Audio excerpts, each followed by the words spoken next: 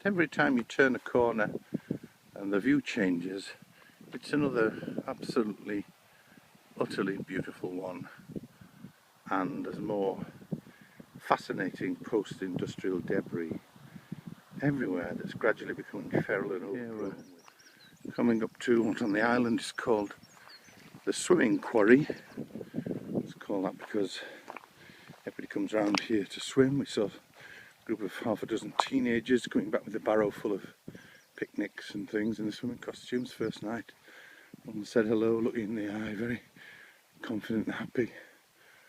The near one's a swimming quarry. It's shallower and it faces south-southwest, so it gets the sun for a long time. Down there, Garvalak Islands, Scarborough, Jura in the mid-distance, and middle of the channel, Isla a bit further away. And Amanda's continuing, so let's follow her.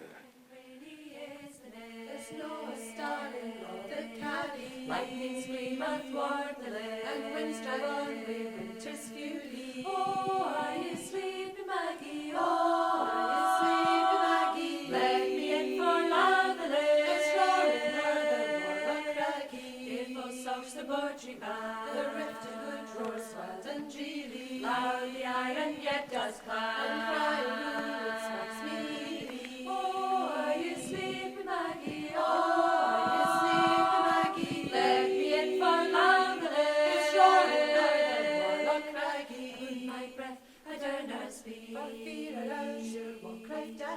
calls the blast upon my cheek. Oh, rise, my bonny lady.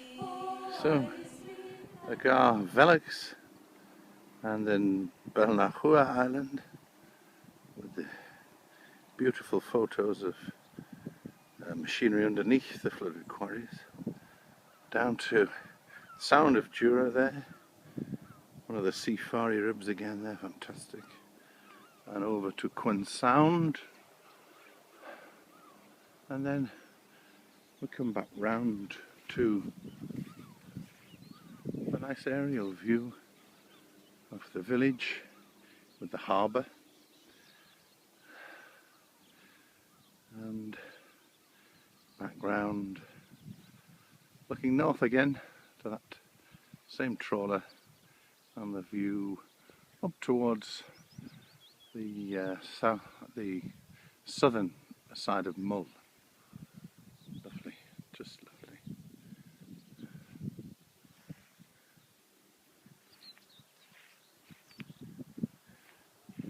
And there's the beautiful mummy as well. Ross of Mull. Hello. Hello, dear.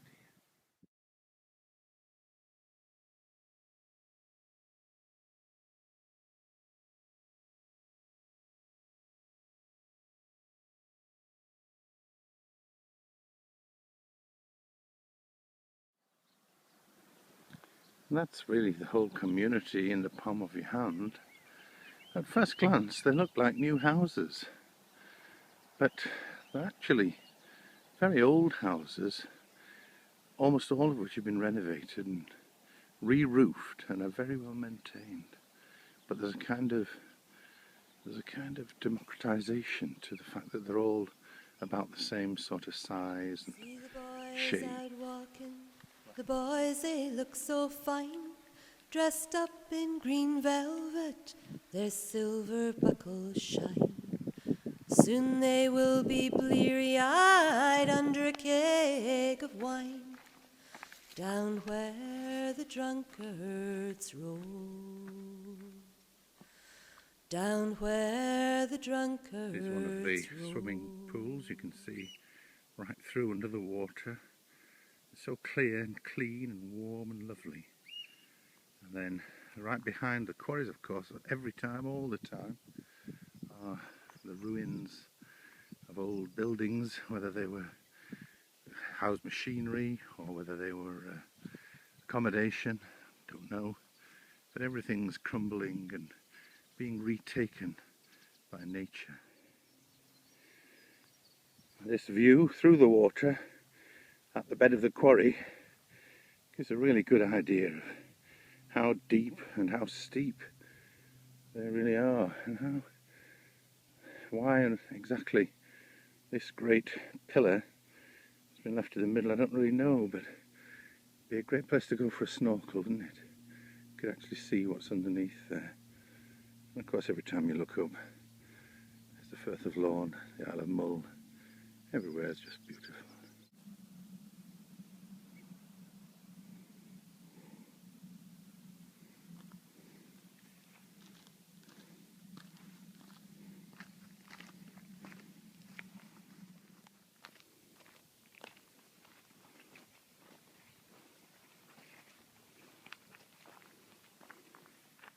Sometimes the rock's all bubbly and strange like that, and it's right next to very, very stratified rock that's tipped up at an angle.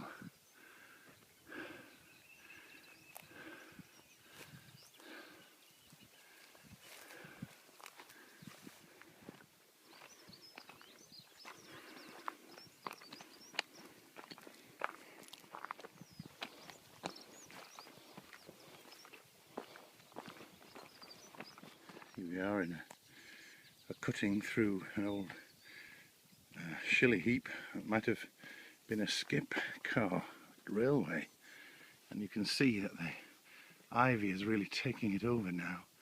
It's going back to nature after many, many years of neglect. I'm starting to return to the part of the island where the accommodation is, where these beautiful little cottages are. There's a smell of rotting deer in the air, and we know what that is because down on the beach just over there is a whole deer lying, rotting. The time and eke the place that showest to me known, for sign I did behold. I don't think there are deer on the island. It might have floated up from Jura, where of course there are a great many. The little houses, you know, they've got this lovely view of the sea. Incomparable, really. And Mummy's just wending her way down to a little break in this wall on the left, which will take us back into the little lanes that have no cars.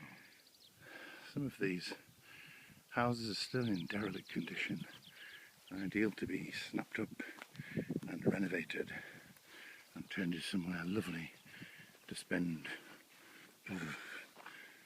really, if the sun shone all the time, you could spend the rest of your life. It's an absolutely smashing place. Here, this little blue door is number 33, which is where we live. All the houses have little barrows to bring things up from the ferry. That's number 33. It's now a home. Bit of luck, Jan will still be reading in the back garden. But she's gone inside perhaps to make herself a cup of tea. Hello. Well, there she is. There she is, looking at us from the skyline. I've been sitting reading and I thought I might just put my swimsuit on. Oh, right. Well, there's no shame in that. Let us get our things together. See you in a minute. And here we are, back in the house where not long ago we started.